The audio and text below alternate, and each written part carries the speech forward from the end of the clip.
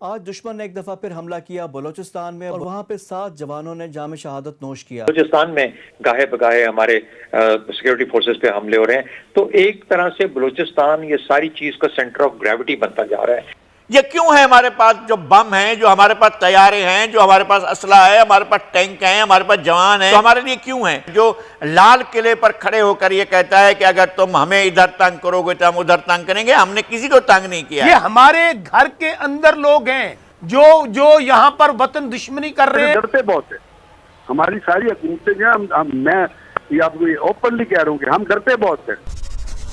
Hello friends, जय हिंद। A very warm welcome to Hindustan special. Balochistan में एक बार फिर आज़ादी की लहर तेज़ होती हुई नज़र आ रही है। इसी सिलसिले में बलूचिस्तान के हरनाई इलाके में हमला हुआ, जिसमें पाकिस्तान एफसी के 7 जवान मारे गए और बहुत सारे जवान घायल हुए। इस खबर से पाकिस्तानी मीडिया बहुत परेशान है। बलूचिस्तान में आज़ादी की मांग बहुत देर से की जा रही है और पाकिस्तान अपनी फोर्सेस के सहारे इस लहर को दबाता आया है, लेकिन इस बार लगता है आज़ादी की लहर नहीं दबने वाली। पाकिस्तान इसके लिए अफगानिस्तान और भारत को जिम्मेदार ठहराता है, जो कि सारी दुनिया जानती है इन देशों के खिलाफ एक झूठा प्रोपेगेंडा है। आज की वीडियो में बताया गया है कि कैसे पाकिस्तान एक कायर देश है। आज की वीडियो में पाकिस्तानी मीडिया ने इस इंसिडेंट के हवाले से और क्या कहा, तो चलिए दोस्तों आज की वीडियो की तरफ चलते हैं। आज दुश्मन ने एक दफा फिर हमला किया बलूचिस्तान में, बलूचिस्तान के इलाके हरनाई में। हदफ था उनका एफसी की चेक पोस्ट और वहां पे 7 जवानों ने जाम शहादत नोश किया और ये दुश्मन से मुकाबला करते हुए इन्होंने जाम शहादत नोश किया। दुश्मन ने हमला किया एक दफ़ा फिर और बलूचिस्तान और ख़ासकर ये सारा जो टारगेट है ये CPAC भी है, पाकिस्तान का अदम इस्तेहकाम, दाखिली अदम इस्तेहकाम, ये भी दुश्मन का हदफ है। अब इसका मुकाबला करना है, हमारे बहादुर जो जवान हैं इसका मुकाबला कर रहे हैं, शहादतें भी इसमें हो रही हैं। अब ये पूरा इलाका कॉर्डन ऑफ कर दिया गया है और दुश्मनों को भी पकड़ना होगा, उनको भी सबक सिखाना होगा। इसके साथ साथ हमने इंडिया के ख़िलाफ़ पूरा डोजिए हमने किया, इंटरनेशनल कम्युनिटी में UN के लेवल पे हमने किया, नो रिस्पॉन्स। भारत ने कश्मीर की ग्राउंड पोजीशन रियलिटी चेंज कर दी, अब वहाँ पे डेमोग्राफिक्स चेंज कर रहा है, international community no response. Pakistan का जो मौक़िफ़ है, हम बात तो सबसे कर रहे हैं लेकिन उसका कोई नतीजा नहीं आ रहा।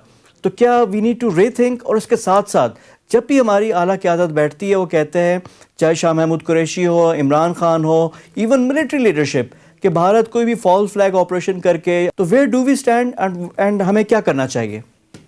फवाद देखें, ये तो वाजे है और हम हमेशा से कहते हैं कि भारत जो है वो पाकिस्तान के अंदर दहशतगर्दी की लहर हो या इंसर्जेंसी हो उसको हवा दे रहा है, और वो बलूचिस्तान में बहुत ज़्यादा हवा दे रहा है। और उससे पहले वो इतने साल खैबर पख्तूनख्वा में ये जो अफगान जंग थी उसकी आड़ में ये सब कुछ किया जा रहा था। तहरीक तालिबान पाकिस्तान का उसने कंट्रोल संभाल लिया, फिर उसने कोशिश किया कि इन तमाम धड़ों को इकट्ठा करके उसके बाद उनको BRA और BLA के साथ मिला के, ताकि दोनों सरहदों से, ईरान वाली सरहद से भी और अफगानिस्तान की सरहद से भी बलूचिस्तान पे प्रेशर बढ़ाया जाए। तो ये तो एस्टैब्लिश्ड है, तो एक पार्ट हो गया। दूसरा पार्ट हमारा उस जंग को लड़ना है, जिसको हम समझ चुके थे कि हमने रद्दुल फसाद तकरीबन 95% कंप्लीट कर ली है। लगता यूं है कि उसके अंदर एक और पीक की तरफ अब सफर जारी है। अब आपने देखा हरनाई में जो आज हुआ, 7 लोगों ने अपनी शहादतें दी, एक चौकी पे हमला हुआ। उसके बाद आपने देखा पिछले चंद दिनों के अंदर एक बाजार में उसको क्लियर किया गया बलूचिस्तान के अंदर। बलूचिस्तान में गाहे बगाहे हमारे सिक्योरिटी फोर्सेस पे हमले हो रहे हैं, तो एक तरह से बलूचिस्तान ये सारी चीज का सेंटर ऑफ ग्रेविटी बनता जा रहा है इस सारी जंग का। वहीं से CPAC का भी शुरुआत है। तो ये पाकिस्तान की थ्रेट्स हैं, ये पाकिस्तान के खिलाफ एक बहुत ही, जिसे कहते हैं, इंटीग्रेटेड प्लान किस्म का मनूवर है।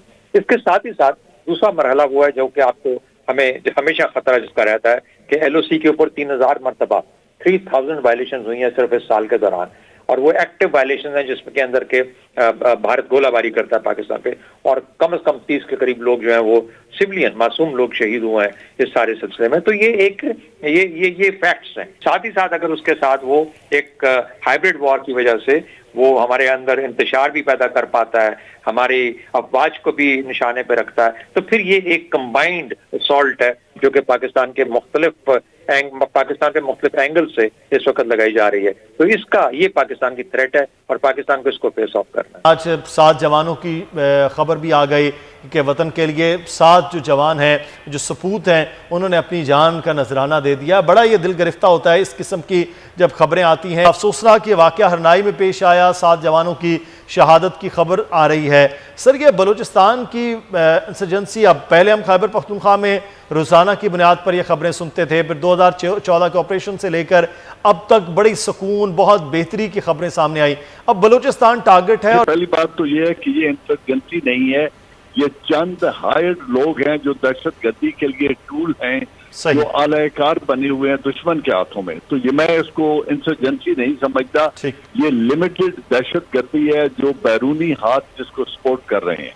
यकीनन इसमें पाकिस्तान के लोग मुलविस हैं, जो भी वो 10-15 साल से कर रहा है उसको एक्सपोज करके हमारी जो शहादतें थी उनको कॉम्प्लीमेंट कर दिया जो हम कह रहे थे।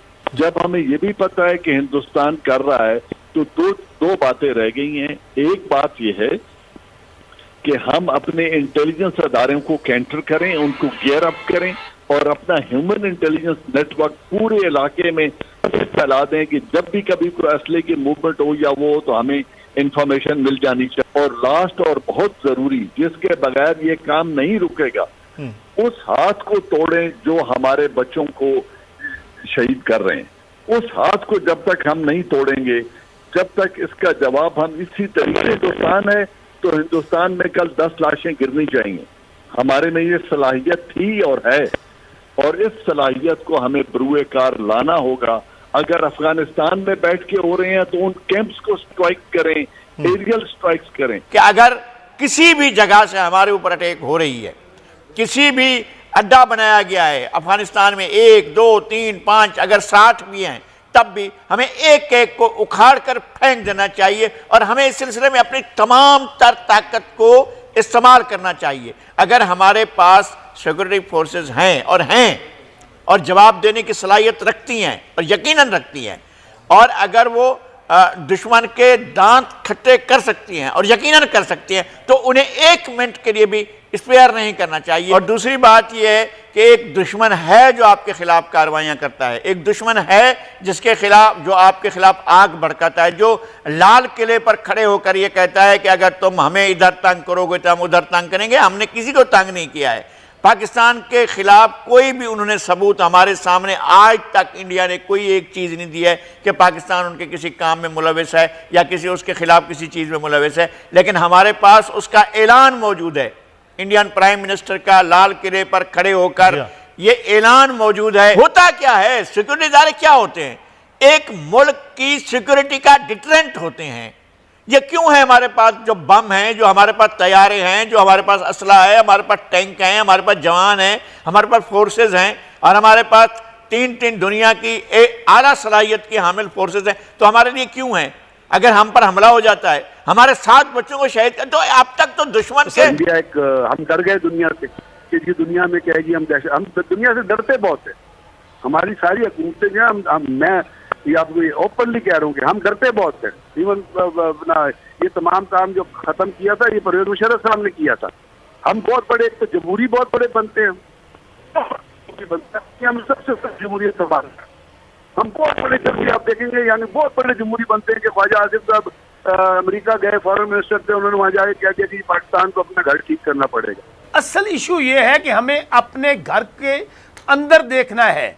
हमें हमारे घर के अंदर जो मीर जाफर और मीर सादक हैं उनको ख़त्म करना है। असल इशू ये है कि वो लोग जो उनका आलाकार बनते हैं, आपका क्या ख्याल है कि ये जो कार्रवाई हुई है पाकिस्तान के अंदर, जो अभी हमारे 7 माओं के लख्ते जिगर जिन्होंने अपनी धरती माँ के लिए शहादत का जाम नोश किया है, इनको किसने शहीद किया है? ये हमारे घर के अंदर लोग हैं जो उनके पेरोल पर हैं, जो यहाँ पर वतन दुश्मनी कर रहे हैं, वतन हराम खोरी कर रहे हैं। हमें उनको ढूंढना है।